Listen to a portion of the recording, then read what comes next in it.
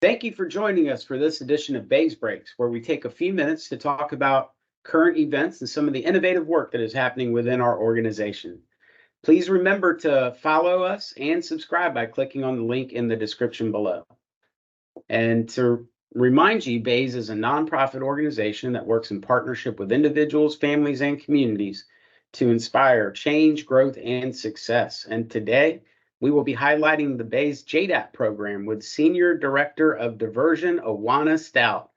Welcome to BAYS Breaks, Owanna. Well, it's a good day to be alive and a pleasure to join BAYS Breaks with you, Elvin. Thank you for being here.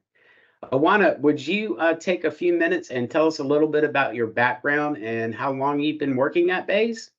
Sure.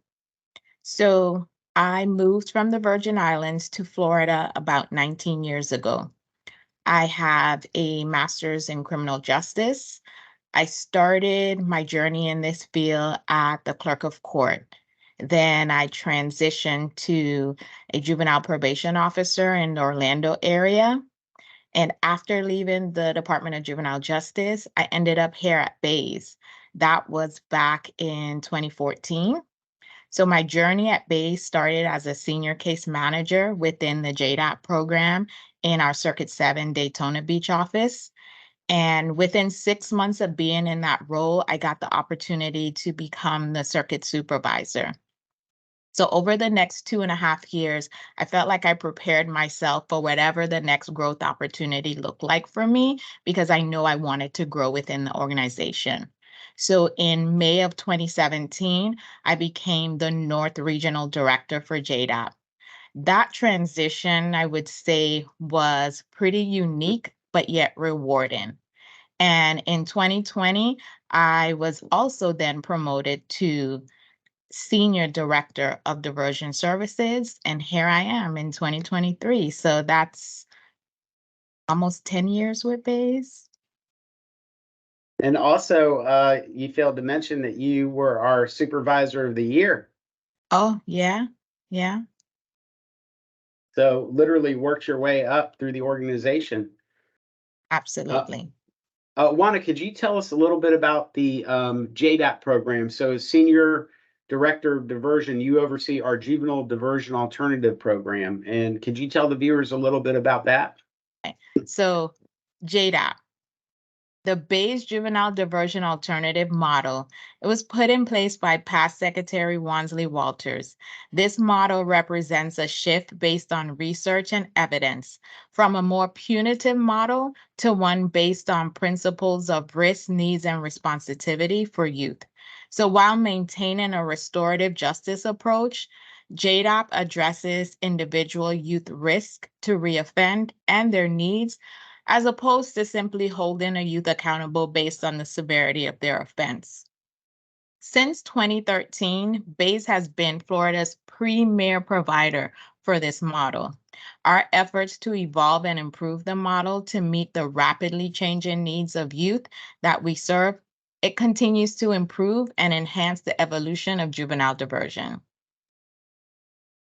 There is so much in that answer that I could follow up with, but one of the things I want to just follow up with real quick, Awana, is you know, I was raised that when you do something wrong, you punishment keeps you from doing it again.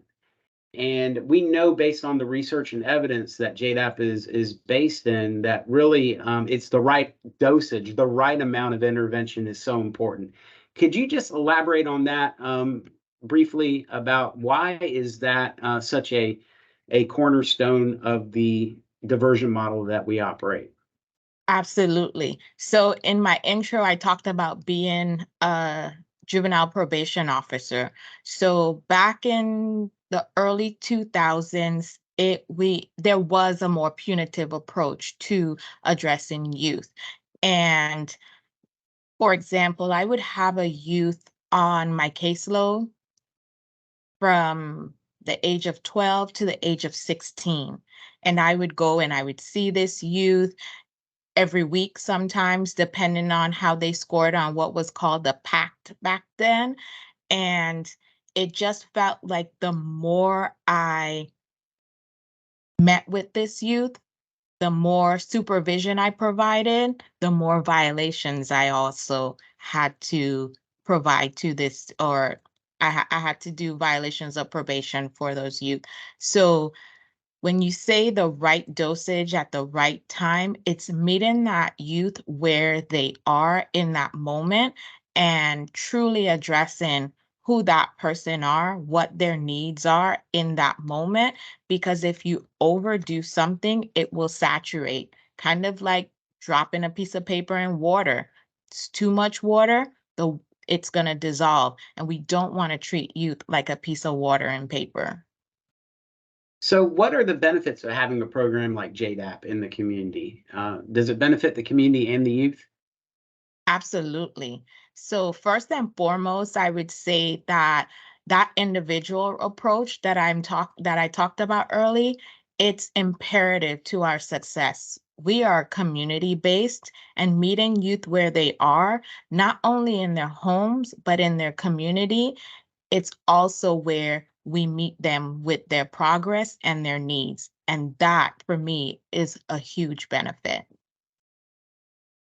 So, you also mentioned innovation in your description of the program. And so, what are some of the innovative interventions and tools that BAYS uses when working with youth in the JDAP program?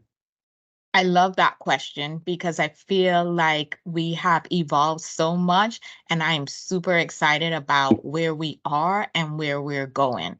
So, within the last year and a half, I would say we've expanded to include three main modalities. So, interactive journaling is one of them. It's a MI driven writing process that motivates and guides the individuals towards positive life changes. And MI, if you did not know, is a motivational interviewing, which is an evidence-based tool. Then we have rebound and recovery. This is a partnership that we have with Florida State University, and this modality utilizes a three-pronged approach through facilitation, journaling, and self-reflection for the youth. And then finally, we have journey.do. And if my voice goes up, that means like I'm super excited about this one. So there is a little bias to this, but journey.do is an interactive social growth platform created by Arizona State University, and it helps to promote positive engagement and build in protective factors for youth. So within this platform, youth are assigned modules or journeys, as we call them, such as ones entitled Owning My Past Actions or Making Good Decisions. We found that the youth participating in this platform are extremely open and transparent with where they are and also what they've learned. Being that it's a social platform, youth are able to interact with one another on the platform with the stories that are shared. And as we all know, that's super impactful to this generation of youth that we're currently serving. Well, that's a lot that's going on in terms of innovation. I hope to have you back, and we can go into more depth about all of those. But for now, we're going to wrap up the interview with some lightning round questions, Owanna. Are you ready for the lightning round? I guess. The first question is, if you could have dinner with anyone dead or alive, who would that be? Well, whenever I'm asked this question, my forever answer will always be the same, and that's Morris Chestnut. Okay. Period. All right. You seem very confident about that one. So, what advice would you give your younger self? Okay. So I would say be confident in all that you do. Everyone bleeds the same red. And I would also say you shine brighter when you're uncomfortable. All right. And the last lightning round question is, what is your favorite thing about working at BAYS? I would say the transparency that ELT has displayed, the flexibility and care for staff and their families. But I feel like the thing that makes me smile the most is seeing great casework and seeing the transformation of youth and when staff excels. That makes me happy. Excellent. Well, thanks for taking the time to join us today, Owanna. I really enjoyed talking to you and learning more about JDAP. And this is going to conclude this episode of BAYS Break. Remember that BAYS is an organization that believes in the value and worth of all people and their ability to change, grow, and succeed. And please don't forget to follow us and subscribe to our channel by clicking on the link in the description below. For more information about BAYS, you can check out our website at bayskids.org. And we'll see you next time.